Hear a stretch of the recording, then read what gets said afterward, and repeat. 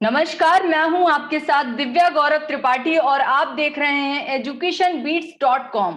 एक मुलाकात की अगली कड़ी में कानपुर से समाज सेवा के क्षेत्र में बेहतर कार्य करने वाली बिंदु गोयल हमारे साथ जुड़ रही हैं।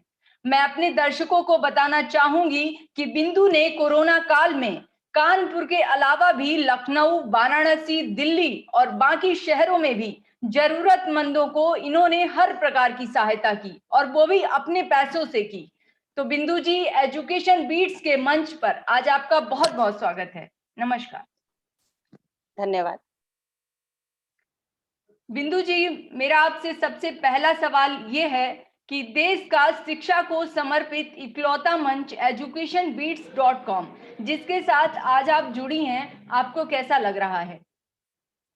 जी, बहुत अच्छा लग रहा है और शिक्षा के क्षेत्र में हर समाज सेवी को आई थिंक कि काम करना चाहिए और जो हमारे स्लम एरिया के बच्चे हैं उनको भी शिक्षित करना चाहिए। और अगर हम चाहते हैं या कर सकते हैं तो हम लोगों को उनको फ्री स्टेशनरी, कॉपी, किताबें ये सब उनको प्रोवाइड करवानी चाहिए। जी जी।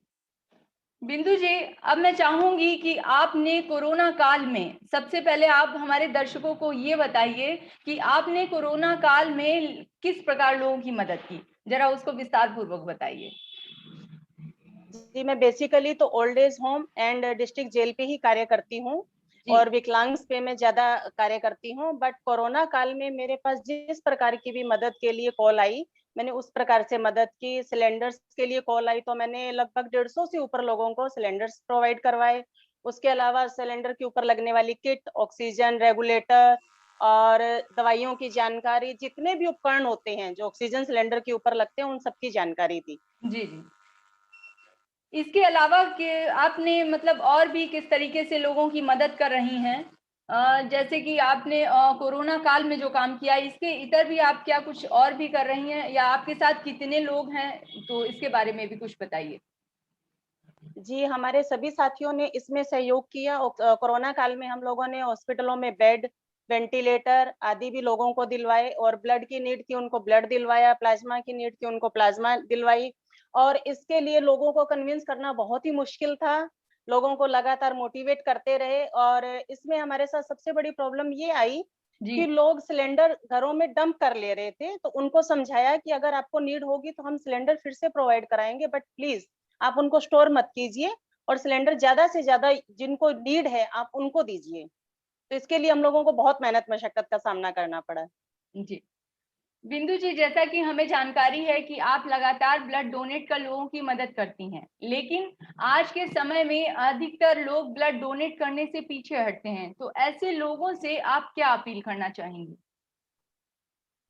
नहीं, ब्लड डोनेट करने के लिए हम मोटिवेट करते हैं। मैं खुद ब्लड डोनेट करती हूँ, मेरे हस्बैंड और मेरे परिवार में काफी लोग ब्लड डोनेट करते हैं। जी जी। इससे किसी भी प्रकार की हमको शारीरिक कोई भी कमी महसूस नहीं होती है, बल्कि फ्रेश ब्लड सेल्स बनते हैं।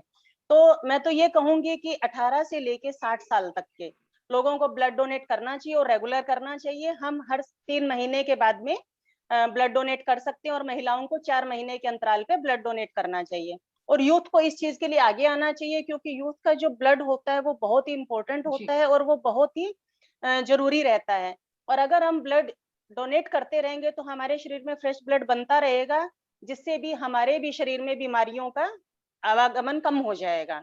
जिनको भी जिस प्रकार की बीमारियां हैं, हाँ, बशर्ते ये जो ब्लड डोनेशन के जो मानक के अनुरूप होना चाहिए। जी जी।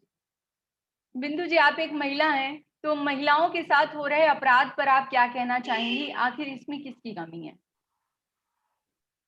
इसमें कहीं ना कहीं समाज की और जागरूकता की कमी है। जी और जितना भी हो सके एक दूसरे की हेल्प करनी चाहिए। और जिस प्रकार की, जैसे मैं महिला थाना में काउंसलर भी हूँ, तो मैं जी। वहां पर भी औरतों के जाके केसेस देखती हूँ और उनको मोटिवेट करती हूँ। और जिस प्रकार से भी हम लोगों को अगर कन्विंस कर पाते हैं, जैसे धर्मांतरण का भी इस समय बहुत केसेस जी आ रहे हैं, तो उन लोगों को भी हम मोटिवेट करते हैं कि अपनी सभ्यता और संस्कृति को प्लीज ना छोड़े और उसके प्रति लोगों को जागरूक करना चाहिए। अपने बच्चों को भी सभ्यता, संस्कृति और हिंदू धर्म के बारे में, या आप जिस भी धर्म से बिलोंग करते हैं, उनको जी, समझाना बिल्कुल। चाहिए। बिंदु जी, कोरोना काल में चिकित्सा व्यवस्था में काफी दिक्कतें लोगों को हुई। तो जैसा कि आपने भी लोगों को सिलेंडर प्रोवाइड करवाए, मेडिसिन, मास्क, जो भी चीजें रहीं वो आपने उपलब्ध करवाई। तो आपको भी इसमें दिक्कतें आई होंगी, तो महसूस तो आपने भी की थी कि चिकित्सा व्यवस्था में दिक्कत हुई थी कोरोना काल में। तो बिंदु जी, आपके विचार से आज की जो चिकित्सा व्यवस्था में क्या बदलाव होने चाहिए? चिकित्सा व्यवस्था में इस तरीके से दिक्कतें आई क्योंकि लोग पेंडेमिक ज्यादा हो रहे थे और डिप्रेशन में आ रहे थे, तो हम लोगों को उनको मोटिवेट करने की जरूरत थी कि होम आइसोलेशन में भी आप ठीक हो सकते हैं। जब बिल्कुल। तक अगर आपको ज्यादा प्रॉब्लम ना हो तब तक आप हॉस्पिटल ना जाएं, डॉक्टर के बताए हुए प्रिस्क्रिप्शन का उपयोग करें और आप उनके सभी शर्तों का पालन करें। आप जी। होम आइसोलेशन में भी जो उनको बताया गया है, मेरे घर में 8 पेशेंट थे और 8 के 8 होम आइसोलेशन में ठीक हुए हैं, बशर्ते एक को भी सिलेंडर की भी जरूरत नहीं पड़ी। तो जी। ये इसलिए है कि आप लोगों को भी पेंडेमिक नहीं होना है, हम लोगों को ये समझाते हैं कि आप किसी भी सिचुएशन में धैर्य से काम लें। जी, जी, बिल्कुल। बिंदु जी, आप लगातार बेसहारा लोगों की मदद करती हैं, उनको सहारा देती हैं। तो मैं चाहूंगी कि आज आप हमारे मंच के माध्यम से आज की जो युवा पीढ़ी है, उनको आप क्या संदेश देना चाहेंगी? एजुकेशन बीट्स एक बहुत ही अच्छा मंच है। इसके द्वारा मैं यही कहना चाहूंगी कि हमको निरंतर एक दूसरे की मदद करने का प्रयास करते रहना चाहिए और हम जब तक एक दूसरे की मदद करते रहेंगे तभी ये संभव हो पाएगा। अकेला जना कुछ भी नहीं कर सकता।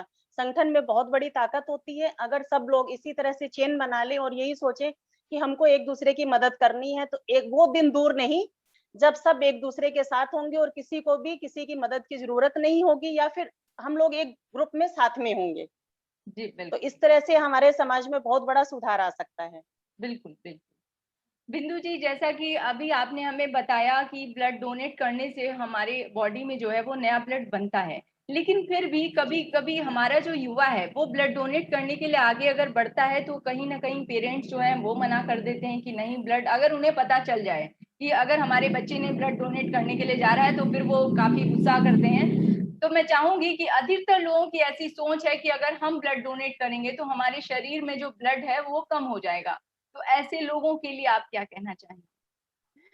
ऐसा कुछ नहीं है। जो पुराने लोग थे वो अगर बच्चा कोई ब्लड डोनेट करके आता था तो उसको घी खिलाया करते थे और हाँ जूस जी। पिलाया करते थे कि ताकत की चीजें दिया करते थे। जी। बट ऐसा कुछ नहीं है, आप डॉक्टर से कंसल्ट कर सकते हैं। इस तरीके का कुछ भी नहीं है। आजकल गूगल है, सोशल मीडिया से भी आप अपने पेरेंट्स को समझा सकते हैं कि इससे कोई भी कमी नहीं आती है, बल्कि 1 यूनिट ब्लड से हम 3 लोगों की जान बचा सकते हैं। बिल्कुल। और जो थैलेसीमिया के पेशेंट्स हैं उनको निरंतर ब्लड की जरूरत रहती है, क्योंकि ब्लड का उत्पादन हमारे सिर्फ शरीर में होता है। इसी इसको आप किसी भी फैक्ट्री में नहीं बना सकते हैं। तो बिल्कुल। अगर हम ब्लड डोनेट नहीं करेंगे, आगे नहीं आएंगे, तो ऐसे लोगों का क्या होगा। तो इसीलिए लगातार जो भी हमारी संस्थाएं हैं ब्लड डोनेशन कैंप लगाती हैं, या जी, अमर जी। उजाला से भी लग रहे हैं, या तमाम संस्थाएं हैं जो ब्लड के लिए काम कर रही है, मैं भी उनके साथ में जाके सहयोग करती हूँ। और निरंतर मैं यही कहती हूँ कि सबको सहयोग करना चाहिए जी। और साल में 3 या 4 बार आपको ब्लड डोनेट करना चाहिए। जी। बिंदु जी कहते हैं कि बच्चों के दिमाग में बचपन से बैठ जाता है। अगर हम उसे बचपन में कोई भी बात बताते हैं, तो वो हमेशा के लिए उसके दिमाग में बैठ जाती है। तो आज हम्म। के समय में अगर हम देखें, तो वो सबसे ज़्यादा जो ज़रूरी है, वो है देशभक्ति। तो अपने देश से प्यार करना, इस भावना का बच्चों जी। में विकास हो, इसके लिए आप हमारे दर्शकों से क्या अपील करना चाहेंगे? इसके लिए हमको अपने बच्चों को शुरुआत से ही ये शिक्षा देनी चाहिए और अपने बच्चों को हमारा हिंदुस्तान, हमारे भारत, हमारी भारतीय सभ्यता, संस्कृति, इसके बारे में अवगत कराना चाहिए। भारतीय त्योहारों के बारे में बताना चाहिए, ताकि जब हम नींव मजबूत होगी तो बच्चा आगे जाके उसकी वैल्यू समझेगा। तो हम जी, लोगों जी। को अपने बच्चों को समय समय पे मोटिवेट करते रहना चाहिए और जागरूक करना चाहिए। बिंदु जी, आप बीते लंबे समय से ब्लड डोनेट भी कर रही हैं और लोगों को जागरूक भी कर रही हैं, और कोरोना काल से पहले भी लगातार आप काम कर रही हैं समाज में, जो जिन्हें जरूरतमंद है उनके लिए मदद उनकी कर रही हैं। तो इस दौरान आपको कई सारी परेशानियां भी आई होंगी। तो मैं चाहूंगी कि क्या थी वो परेशानियां, क्योंकि आप एक महिला हैं और घर के साथ साथ आप बाहर भी लोगों के लिए इतना कुछ कर रही हैं। तो आज हमारे साथ वो परेशानियां जरा साझा करें। परेशानियां सबके साथ आती है। मैं एक जी। महिला हूँ, मुझे घर भी मैनेज करना होता है, बच्चे भी छोटे हैं। लेकिन अगर आप जिस तरह की आदत डाल लेते हैं तो वो मैनेज हो सकता है, क्योंकि 24 घंटे ही मिलते हैं सबको काम करने के बिल्कुल। लिए। उसको हमको एक मैनेजमेंट करके चलना होता है कि हमको इतना समय घर को देना है, इतना समय बच्चों को देना है, इतना समय हमको सोशल वर्क को देना है। तो वही मैं टाइम मैनेजमेंट लेके चलती हूँ तो सब मैनेज हो जाता है। और अगर हमारे पास किसी नीडी की कॉल आती है तो इट मीन्स वो हमारी तरफ उम्मीद से देखता है कि ये हमारी मदद करेंगी, तो मैं पूरी कोशिश करती हूँ कि उनकी उम्मीद पे मैं खरी उतरूं। जी बिंदु जी, कोरोना की दूसरी लहर से सभी लोगों को काफी मुश्किलों का सामना करना पड़ा। काफी लोगों की जानें चली गईं, काफी बच्चे अनाथ हो गए। तो हालांकि अब भी कोरोना के केसों में काफी गिरावट देखने को मिल रही है, लेकिन फिर भी इसके बावजूद भी कोरोना संक्रमण का खतरा अभी पूरी तरह से नहीं टला है। तो ऐसे मुश्किल वक्त में आप लोगों से क्या अपील करना चाहेंगी कि अधिकतर लोग अभी भी बिना डर के, बिना उसके वो पार्टी अटेंड कर रहे हैं और बिल्कुल मास्क नहीं, अभी भी कई सारे लोग ऐसे हैं जो मास्क नहीं लगा रहे हैं, तो आप ऐसे लोगों से क्या अपील करना चाहेंगे? मैं यही कहना चाहूंगी कि अभी भी सावधानी बरतने की बहुत आवश्यकता है। अनावश्यक आप घर से बाहर ना निकलें, सरकार के दिए हुए आदेशों का पालन करें, भीड़ भाड़ वाली जगहों पे ना जाएं, प्रॉपर मास्क या मैं तो ये कहूंगी कि बल्कि डबल मास्क का उपयोग करें और समय समय पर हाथ धोते रहें, सैनिटाइज करते रहें। और हम लोगों ने बस्तियों में भी जाके ये जागरूकता कार्यक्रम चलाया, मास्क सैनिटाइजर का वितरण किया। और ग्रामीण क्षेत्रों में सैनिटरी पैड की भी समस्या आ रही थी वहां पर, क्योंकि लॉकडाउन की वजह से शॉप्स नहीं खुल रही थी। तो हम लोगों ने वहां पर जाके सैनिटरी पैड का भी डिस्ट्रीब्यूशन किया और ग्रामीण महिलाओं को इसके बारे में समझाया कि आप कपड़ा ना यूज करके आप सैनिटरी पैड यूज करिए, जिससे कि आपका गंभीर बीमारियों से बचा जा सकता है। जी तो आप इसके लिए समाज को जागरूक कर सकते हैं और बच्चों को भी जागरूक करना चाहिए। समय समय पर स्वच्छता और सफाई के बारे में जानकारी देते रहना चाहिए। बिंदु जी, एजुकेशन बीट्स के माध्यम से आज आपको सभी लोग देख रहे हैं और मैं चाहूंगी कि आज के समय में आज हमारे जो दर्शक हैं वो सबसे ज्यादा पेरेंट्स हैं, स्टूडेंट्स हैं। तो हमारे व्यूअर को आप क्या कहना चाहेंगी कि पेरेंट्स अपने बच्चों को शिक्षा से संबंधित आप उन्हें क्या सुझाव देंगी? कि बच्चों को आप प्रारंभिक शिक्षा, स्कूली शिक्षा के साथ साथ में प्रारंभिक शिक्षा, कहते हैं कि पेरेंट्स ही सबसे पहले शिक्षक होते हैं। तो अपने बच्चों को जो भी समाज में घटनाएं हो रही हैं, जो भी बच्चे सीखते हैं वो सबसे पहले अपने घर से सीखते हैं। तो बच्चों को हर चीज से अवेयर कराना चाहिए, ये नहीं कि इसकी क्या जरूरत है बताने की। कि हम अपने बच्चों को टाइम टाइम पे शिक्षित करें और समाज में होने वाली घटनाओं के बारे में बताते रहें। और जो ये लहर आ रही है उसके लिए बताएं कि बच्चों को कम से कम बाहर निकलें और आप घर में भी इंडोर गेम्स उनको बोल सकते हैं देखें, मूवीज देखें। घर में बच्चे किसी भी तरह से टाइम स्पेंड करते हैं, लेकिन अनावश्यक उनको घर से बाहर निकलने से बचाएं।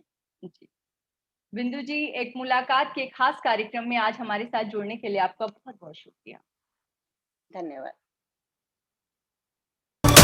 एक मुलाकात के अगले एपिसोड में फिर मिलेंगे एक नई शख्सियत के साथ। जुड़े रहिए एजुकेशन बीट्स के साथ।